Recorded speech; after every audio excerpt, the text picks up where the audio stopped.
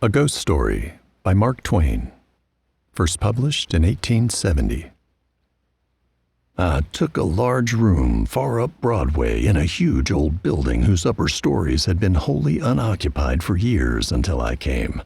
The place had long been given up to dust and cobwebs, to solitude and silence. I seemed groping among the tombs and invading the privacy of the dead that first night I climbed up to my quarters. For the first time in my life, a superstitious dread came over me, and as I turned a dark angle of the stairway, an invisible cobweb swung its slazy woof in my face and clung there. I shuddered as one who had encountered a phantom. I was glad enough when I reached my room and locked out the mold and the darkness. A cheery fire was burning in the grate, and I sat down before it with a comforting sense of relief. For 2 hours I sat there, thinking of bygone times, recalling old scenes, and summoning half-forgotten faces out of the mists of the past, listening, in fancy, to voices that long ago grew silent for all time, and to once familiar songs that nobody sings now. And as my reverie softened down to a sadder and sadder pathos, the shrieking of the winds outside softened to a wail. The angry beating of the rain against the panes diminished to a tranquil patter, and one by one the noises in the streets subsided, until the hurrying footsteps of the last belated straggler died away in the distance and left no sound behind. The fire had burned low. A sense of loneliness crept over me. I arose and undressed, moving on tiptoe about the room, doing stealthily what I had to do, as if I were environed by sleeping enemies whose slumbers it would be fatal to break. I covered up in bed and lay listening to the rain and wind and the faint creaking of distant shutters till they lulled me to sleep. I slept profoundly, but how long I do not know.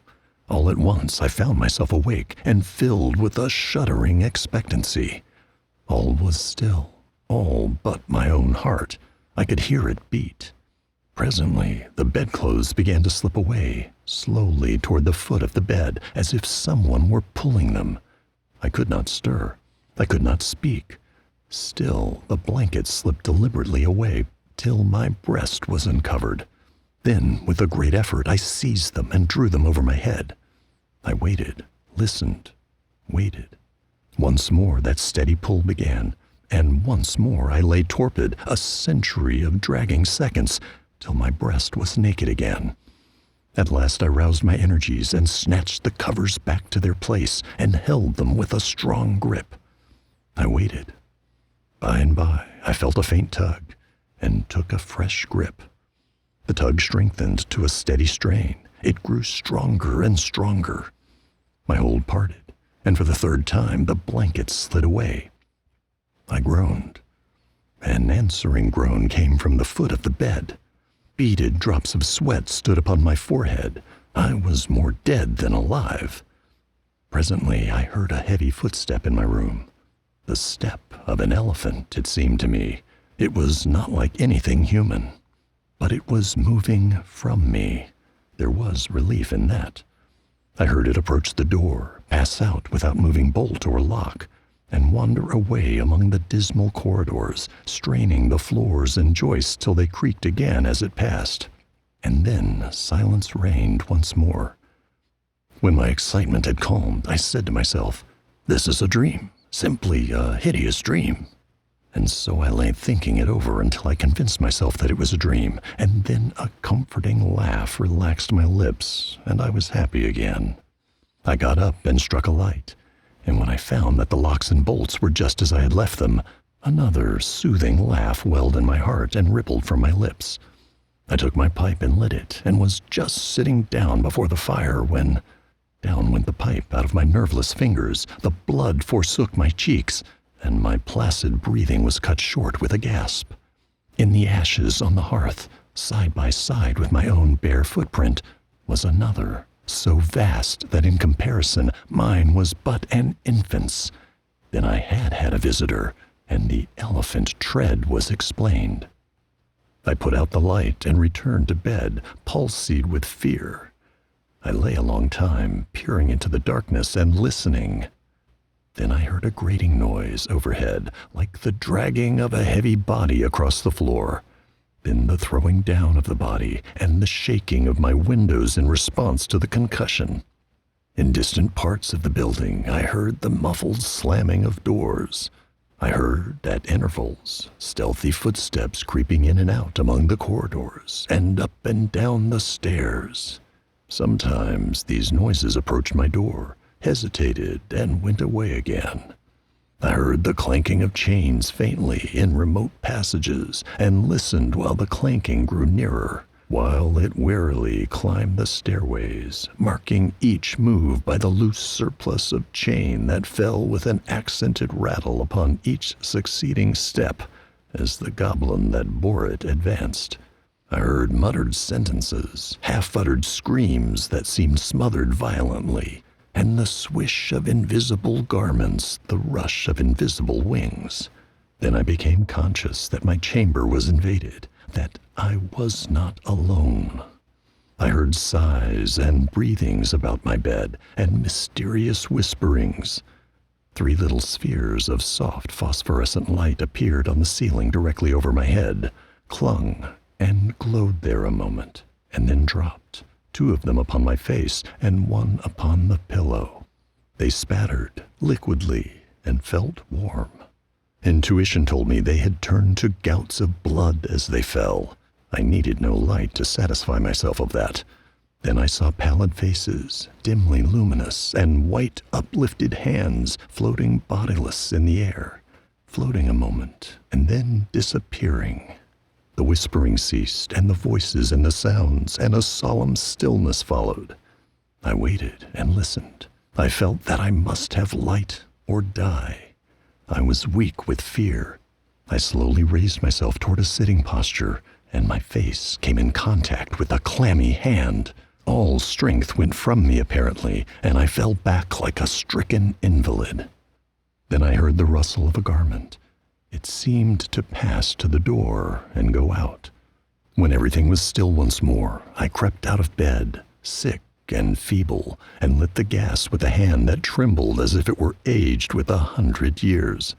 The light brought some little cheer to my spirits. I sat down and fell into a dreamy contemplation of that great footprint in the ashes.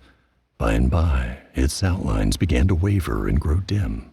I glanced up, and the broad gas flame was slowly wilting away. In the same moment, I heard that elephantine tread again. I noted its approach, nearer and nearer, along the musty halls, and dimmer the light waned. The tread reached my very door and paused. The light had dwindled to a sickly blue, and all things about me lay in a spectral twilight. The door did not open, and yet I felt a faint gust of air fan my cheek, and presently was conscious of a huge, cloudy presence before me. I watched it with fascinated eyes. A pale glow stole over the thing. Gradually, its cloudy folds took shape. An arm appeared, then legs, then a body, and at last a great sad face looked out of the vapor. Stripped of its filmy housings, naked, muscular, and comely, the majestic Cardiff giant loomed over me. All my misery vanished, for a child might know that no harm could come with that benignant countenance. My cheerful spirits returned at once, and in sympathy with them, the gas flamed up brightly again. Never a lonely outcast was so glad to welcome company as I was to greet the friendly giant. I said, "Why, is it nobody but you? Do you know, I have been scared to death for the last 2 or 3 hours. I am most honestly glad to see you. I wish I had a chair. Here, don't try to sit down in that thing." But it was too late.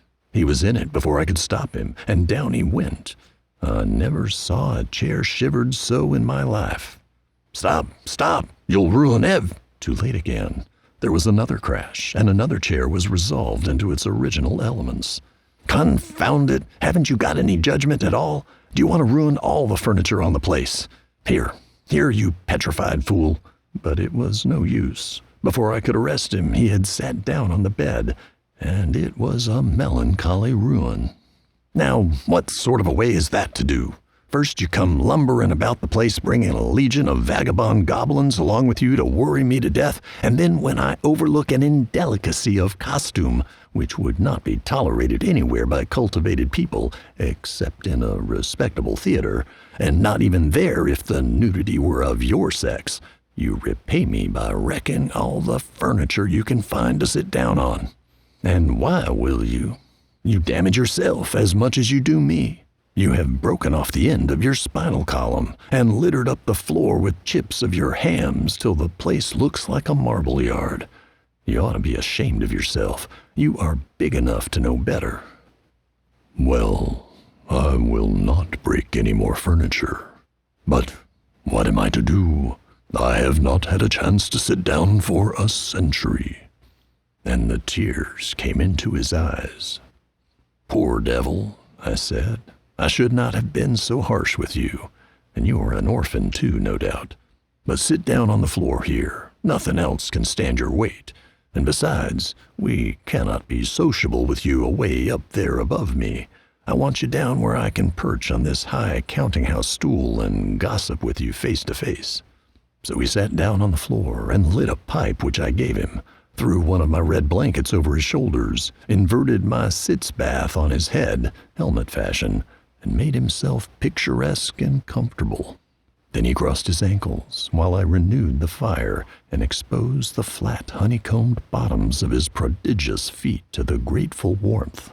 What is the matter with the bottom of your feet and the back of your legs that they are so gouged up so? Infernal chilblains. I caught them clear up to the back of my head, roosting out there under Newell's farm. But I love the place. I love it as one loves his old home. There is no peace for me like the peace I feel when I am there. We talked along for half an hour, and then I noticed that he looked tired and spoke of it. Tired? He said. Well, I should think so, and now I will tell you all about it, since you have treated me so well. I am the spirit of the petrified man that lies across the street there in the museum. I am the ghost of the Cardiff giant. I can have no rest, no peace, till they have given that poor body burial again. Now, what was the most natural thing for me to do to make men satisfy this wish? Terrify them into it, haunt the place where the body lay. So I haunted the museum night after night. I even got other spirits to help me. But it did no good, for nobody ever came to the museum at midnight. Then it occurred to me to come over the way and haunt this place a little. I felt that if I ever got a hearing, I must succeed, for I had the most efficient company that perdition could furnish. Night after night we have shivered around through these mildewed halls, dragging chains, groaning, whispering, tramping up and down stairs, till, to tell you the truth, I am almost worn out. But when I saw a light in your room tonight, I roused my energies again and went at it with a deal of the old freshness. But I am tired out, entirely fagged out. Give me, I beseech you, give me some hope. I lit off my perch in a burst of excitement and exclaimed, This transcends everything that ever did occur. Why, you poor blundering old fossil, you have had all your trouble for nothing. You have been haunting a plaster cast of yourself. The real Cardiff giant is in Albany. A fact. The original fraud was ingeniously and fraudfully duplicated and exhibited in New York as the only genuine Cardiff giant, to the unspeakable disgust of the owners of the real Colossus, at the very same time that the latter was drawing crowds at a museum in Albany. Confound it! Don't you know your own remains? I never saw such an eloquent look of shame, of pitiable humiliation overspread a countenance before. The petrified man rose slowly to his feet and said, Honestly, is that true? As true as I am sitting here. He took the pipe from his mouth and laid it on the mantel, then stood irresolute a moment, unconsciously, from old habit, thrusting his hands where his pantaloons' pockets should have been, and meditatively dropping his chin on his breast. and finally said, "Well, I never felt so absurd before. A petrified man has sold everybody else, and now the mean fraud has ended by selling its own ghost. My son, if there is any charity left in your heart for a poor, friendless phantom like me, don't let this get out. Think how you would feel if you had made such an ass of yourself." I heard his stately tramp die away, step by step down the stairs and out into the deserted street, and felt sorry that he was gone, poor fellow, and sorrier still that he had carried off my red blanket and my bathtub. This has been A Ghost Story by Mark Twain. Performance copyright 2025 by Library Ladder Media.